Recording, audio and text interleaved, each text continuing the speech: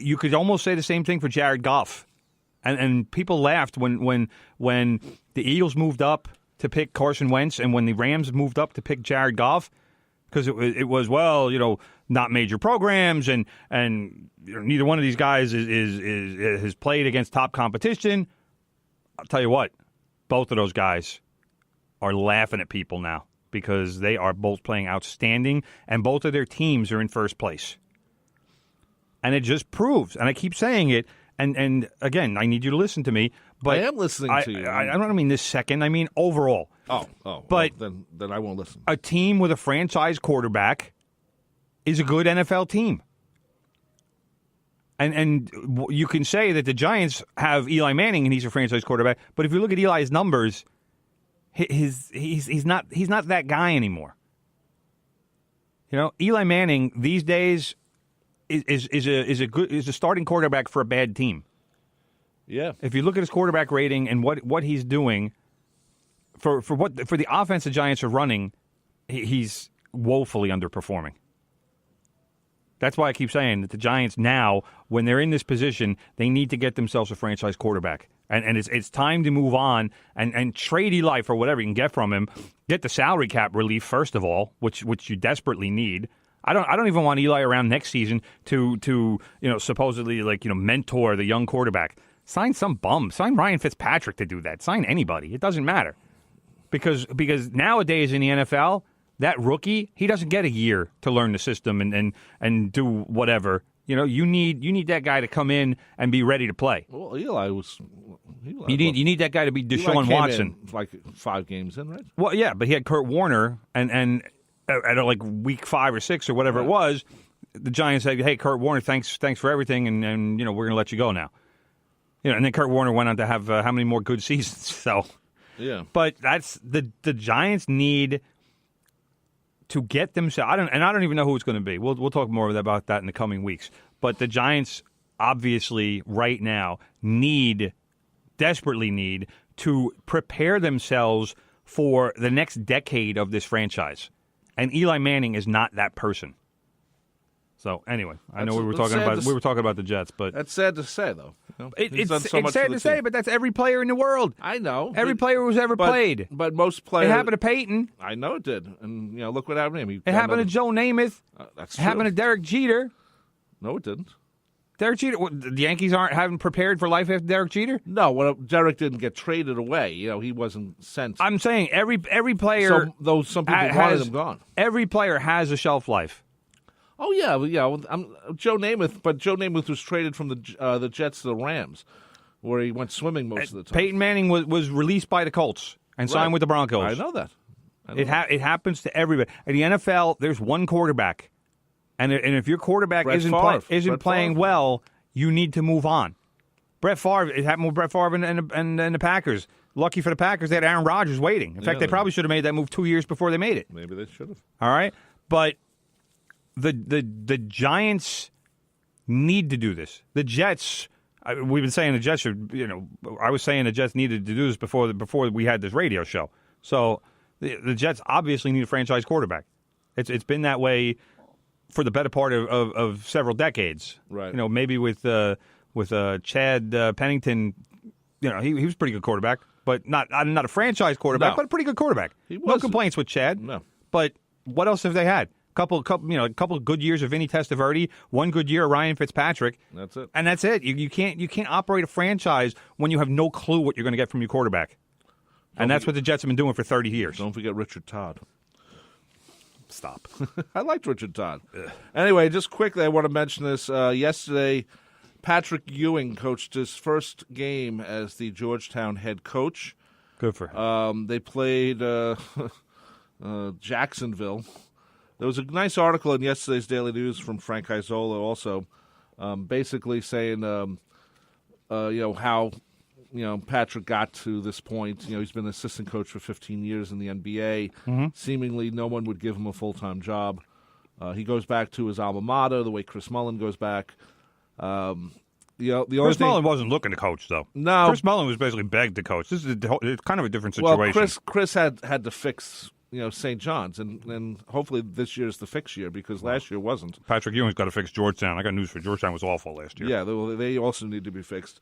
And it was interesting in the article yesterday. It said basically Ewing went and made sure that Georgetown got a lot of scrubs basically to play this year, so he gets a bunch of wins. Maybe schedule, you mean? Schedule. I thought you were talking about players. Oh, no.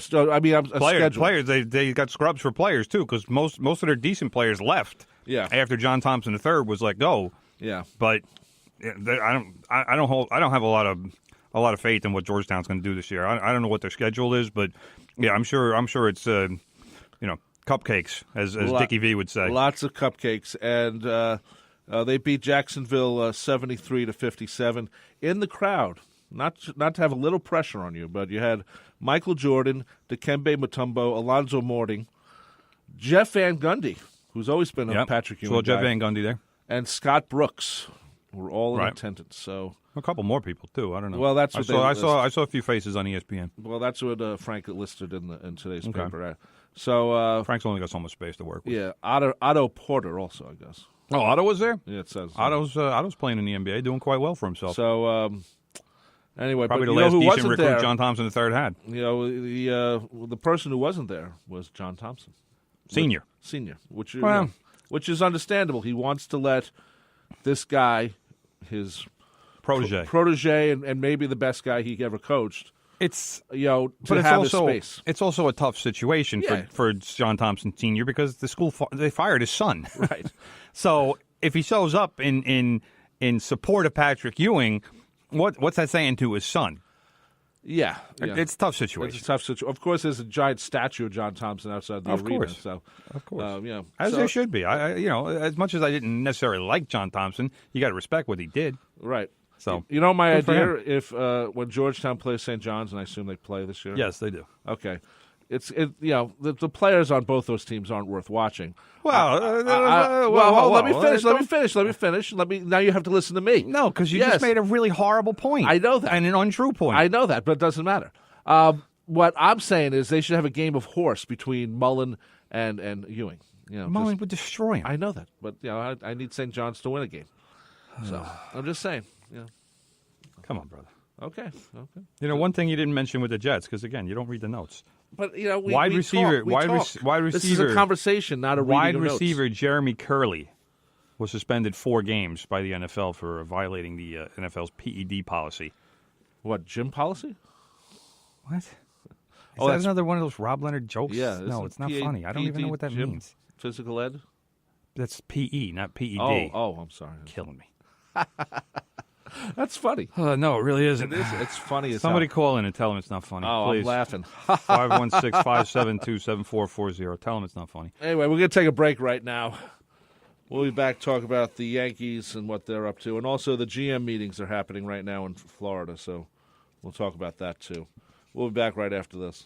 It's now easier to listen to the voice of Nassau Community College on your phone. Stay connected to your favorite radio station anywhere you go on the iHeartRadio app. Never miss shows like the Nassau Morning Madhouse, It's Saucy, or the Radio Rumble Again. Streaming 24/7, 365. Listen to WHPC everywhere. iHeartRadio is radio and unlimited music all in one app. Listen live now in the iHeartRadio app and at iHeartRadio.com. Just search for 90.3 WHPC.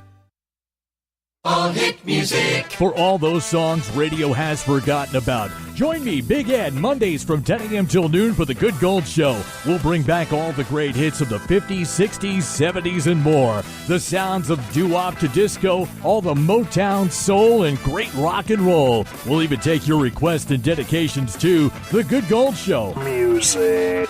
On the voice of Nassau Community College, 90.3 WHPC, and streaming on the iHeartRadio app.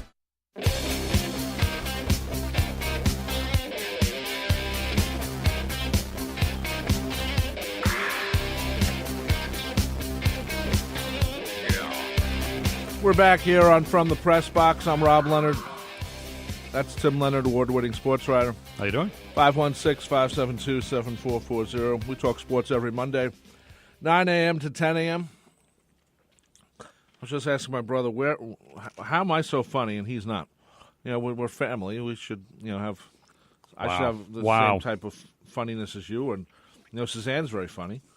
Our cousin Danny's very funny. Maybe the funniest of all the cousins. He's listening right now. I know. So all the cousins. Cousin Danny's probably the funniest.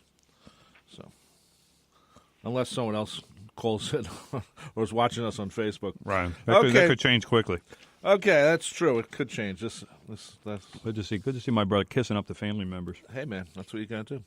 Anyway, let's talk about the Yankees. They still haven't hired a manager. I'm shocked that it's gone on this long. And they won't for at least a week, if not longer. Why is that? Because we got the GM meetings going on in Florida. They're not going to interview anybody during GM meetings. He's got other business to do.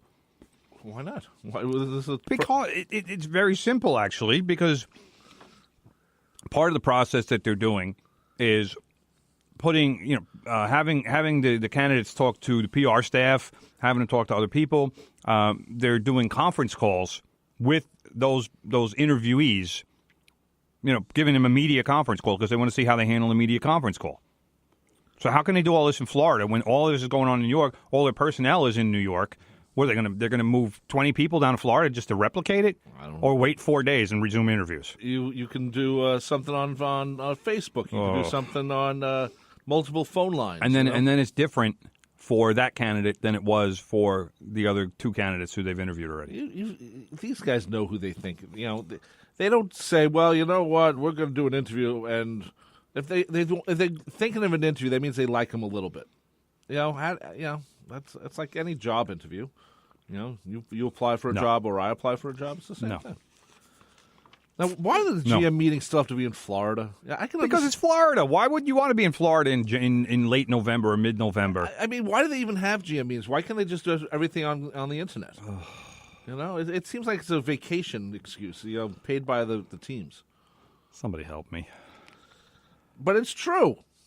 No, it's not true. It is. It's like radio. They have everybody together. They can talk face to face. They can go from hotel room to hotel room and say, "Hey, I got a deal. Hey, let's go to the bar and hash something out." Yeah, they're all right there. It's like radio and television. They go to Vegas or they go to New Orleans for their meetings because they can go party afterwards. Well, hey, that's part of it. So what? What's the problem? I'm just saying we're not invited. So I mean. If we were invited to Vegas, maybe, or Florida, call Major League Baseball, get a credential. What do you want me to tell you? Is anyone there that we know? Is Christy there? Is Christy at the meetings? I don't know. She probably is. Check their daily news. How do I know? I don't see her headline today. I don't know. There should be something in the daily news written by some baseball writer as far as the winter meetings goes. Nothing. They just say that CeCe hasn't been talked to yet. All right. So who wrote that? I don't know. I'll tell you in a second. Tell me in a second. All right. Meanwhile, I'm gonna start talking. Start talking, brother. All right. The Yankees interviewed Eric Wedge for their vacant manager's job a few days ago. Christian Red. I got to be honest. I'm not crazy about Eric Wedge. Okay, why not? He was okay. He was actually the manager of the year for the Indians in 2007. That was 10 years ago. When they beat the Yankees. That was the game that all of those bugs decided to invade the field, and Jabba had like 10,000 midges on him while the game was going on, and Joe Torre should have just pulled his team off the field. And instead, Jabba was trying to pitch and couldn't even throw a strike because he had all these bugs swarming around. And he also had all those rules that screwed up his career. Fine. Talk about something that's totally irrelevant to the discussion. You're the one who brought up Jabba, not me. Because that's what happened. Jabba was on the mound when it happened. Yeah, but they had all these rules. He never became the pitcher he was supposed to be. Stop. Why are you being such a jerk today? I don't get it. I'm not being a jerk. You are. I'm not. Stop. No.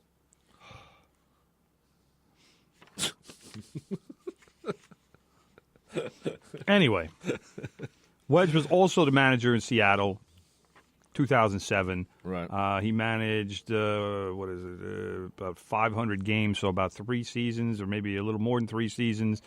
He actually missed 28 games during that stretch because he had a stroke, which he believes was caused by sleep apnea, which my brother has, by the way. At the end of the season, he turned down a 1-year contract because he wanted to take care of his health, like my brother doesn't. His overall big league managing record, 774 and 846. That's not a Yankee manager. Neither was Joe Torre. Joe Torre didn't have a 500 record. You know what, though? Eric Wedge is to me, he's too similar to Joe Girardi.